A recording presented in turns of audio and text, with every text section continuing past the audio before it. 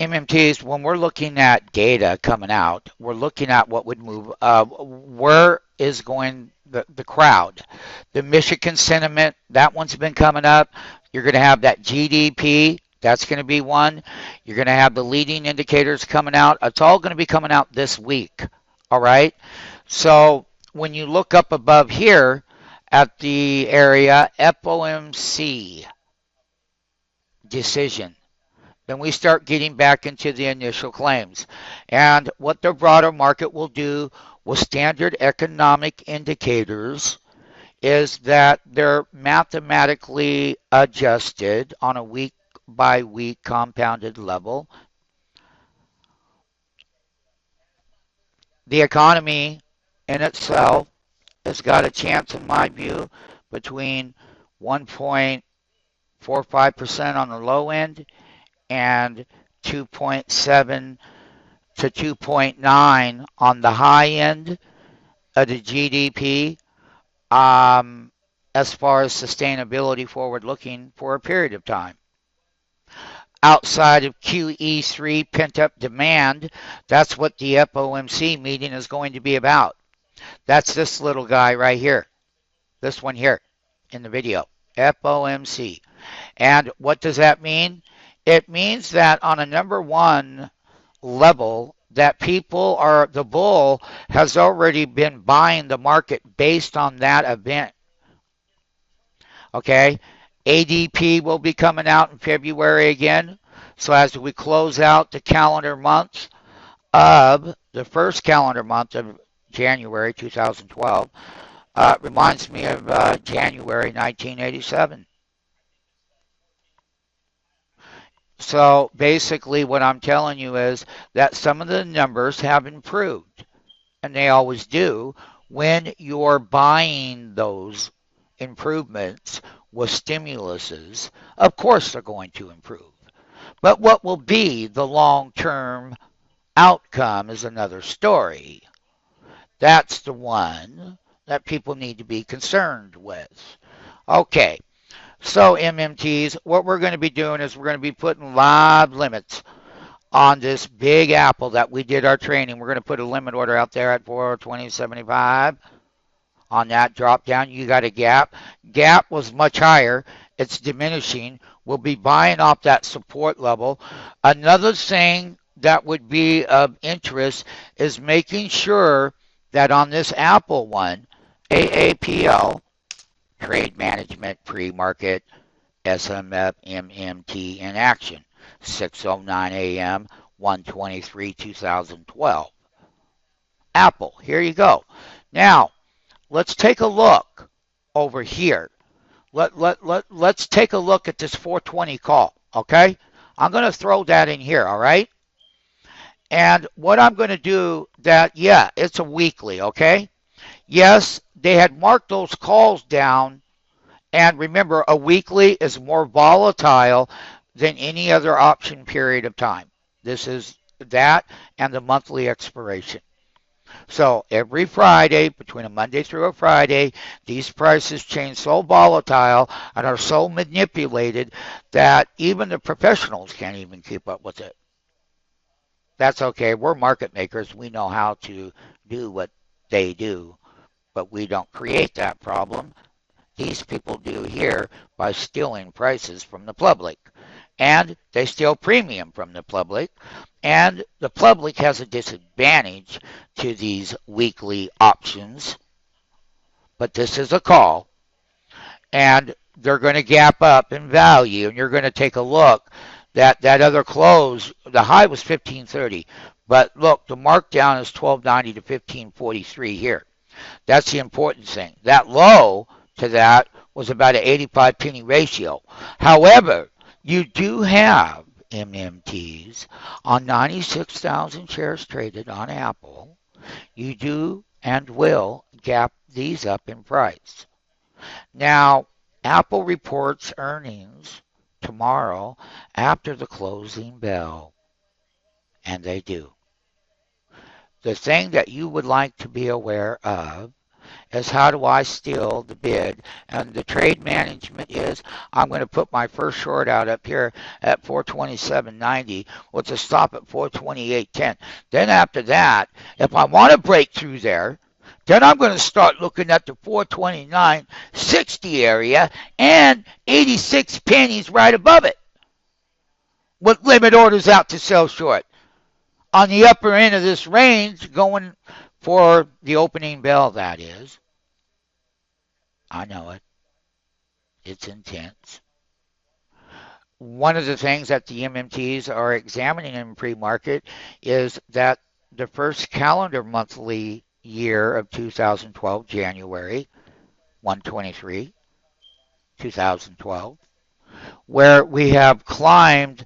And one of the things that we're looking at is when markets get exhausted at highs, and using the E-mini futures here as an example, and the qualifiers here is where you start to finally see where that left side, that's the reversal side of the trend. The right side of a trend is like over here in this X area. That's where they break higher intraday. But once you start getting at an exhaustion price hike in a short period of time, is that you start to verify where the key reversals happen. That's on the E-mini S&P 500 futures. Now, when we look at the pattern of NASDAQ 100, those are stocks like Google, Apple, Amazon, Priceline, and quite a few others, 100 of them is an index. But once again, you can see here that the individual equities, now that's the left side of a market, and that's a high. But let's get over here now, where our bottoms were put in, and equities will do this during the day as well, and before they break out, that is. Bam! But then, if you're not getting out up here in this high, because this area in your system, MMTs, would be in a red area. That would be telling you that that trend in your system would tell you, because it's red, it would tell you that that's very cautionary. You're going to have a reversal. Yes, you did, and you had a reversal right about back over here. So far, you've come right where the breakout was, and you took out these, so you had that in the morning. Now, equities in the NASDAQ 100 are going to have similar patterns. It's when you broke right here where this downtrend was this morning, and you put in these. So when you're making a bottom in Google and Apple intraday, and it looks like this, it starts with the buy. You start taking out the very shorter term tops on that upside breakout. That's where you get in and take that long now as a market maker. Then you let the high frequency volume push it higher, and public buyer and sellers as well. MMTs, the broader NASDAQ 100 equity market will trade in the same way. And when you start to build in highs, is that you got to get to a left side market. So when you start looking at things, that equities are also going to trade up to their resistance levels, but then they're very weak at that lower price resistance level, and then they would roll over. To qualify at SMF, you have to have bigger red bars like this. These are your qualifiers. And so you need to see more of these, and that being on the left side of the market is that when I do come up and I do hit those resistance price action levels in your MMT market maker trading application, at that moment it will tell you that they would roll over immediately and that the highs here are lower. And then to verify, you have to have big red bars like this. You have to verify like this. So you got your support here, and you have your resistance up here. So here it is. And that's how NASDAQ stocks intraday will have similar patterns like the Amazons, the Pricelines, the Googles, the Apples, the ISRGs. They all relatively have that same pattern set up. then they'll have that breakout intraday. You have to be selling up here and then making a short sell. And when it gets on the left side, this is the left side of a trend. This is a breakout. This is the right side. This is a bottom.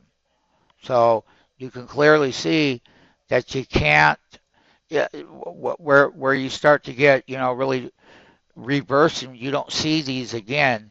That means that equities on their highs, once they make them intraday, they too will also put in their all-time intraday high, and they would never see those again, nor would they even test those highs. Pre-market analysis, Monday 1/23, 2012. Exchanges are gapping up. Dow's up 7. NASDAQ futures are unchanged. The identity is where a bull run gets exhausted at price highs. So we're monitoring it in every level, and to verify, they must start like this. So here's your NASDAQ 100. That's why your gaps over here are diminishing. Remember, this thing here Google's going to be short up on the highs now, everyone. So once you make your intraday high, you're going to have some. Here's a $600 call. I was watching it, and I just wanted to show you that once again they took $41 premium out of there. So what you would want to be looking at on that one is you're going to definitely want, and here's that 635 put. Wow, marked it up $33. So the put side pays big. So let's take a look at Google. And the put option that you're going to want to put up here for it, I'm just letting you see a glimpse of that call. You're going to want to look at the 590 premium, and you're going to want to look at this $600 premium. So you got the 590 premium and you got the $600 put premium. And they were marked up. That's how much they were marked up. And we're going to take a look where this here builds a value at lower prices around 1070, 12 and a half. That's on this side. So when they gap it up, if the gap goes higher, then they take more premium out here and they take more premium out here in price. So we're going to be watching very carefully at where these markets and their pricing structure relative to the Google trend. And there's your Apple trend. Let us not forget that Amgen had a downgrade today, and there'll be volatilities up at the highs. But nonetheless, they sometimes don't fall right away on the first downgrade, but you start looking at where the tops get weak. It's a biotech. It was downgraded this morning in the upgrades and downgrades, so people know. ISRG still remains a buyer, and the thing that we would like to see here, if we can come down and hold the price here today, if it closed at 445, but if we could get it down like around 433.75, we're going to watch between that 433.75 and right below the 440 level.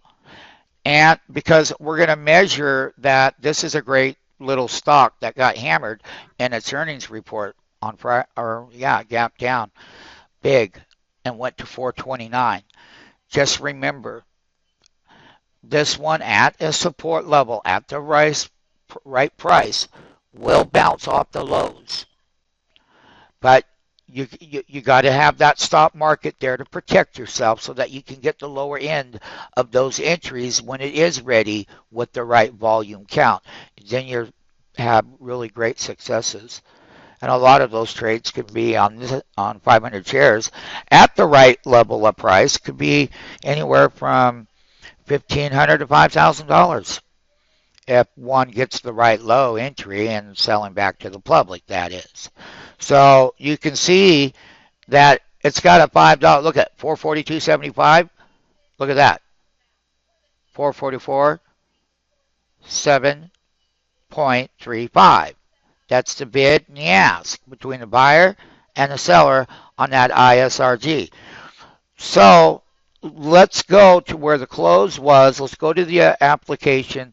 Let's take from the previous day's close, put three teenies up, 5, 7, and 9. And also, if we pull back three teenies or five teenies, but we stop there and we start to reverse, then we know that we could get an entry because that would be where that price change would occur.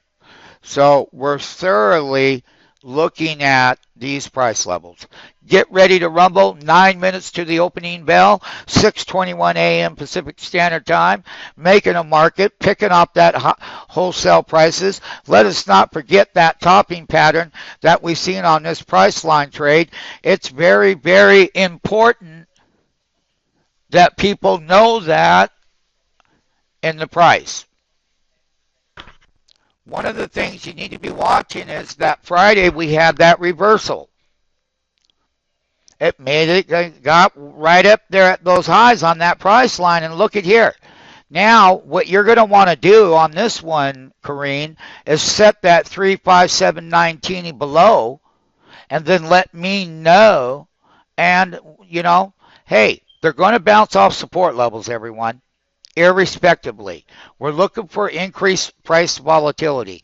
And this is the SMF pre-market futures update once again. And what do I mean? Here are the futures here. There. Now, when they fall, we take a look at reversals. Equities will do the same. In pre-market trade management. Yes, there will be support levels. Yes, there will be breakouts, but then they'll turn up and they'll look like this intraday. Then they'll find support levels. Once again, this is the EMini S&P 500, and that's how it's finding support there at 1310 in the upper end of the bull range. Welcome to the SMF pre-market analysis updates.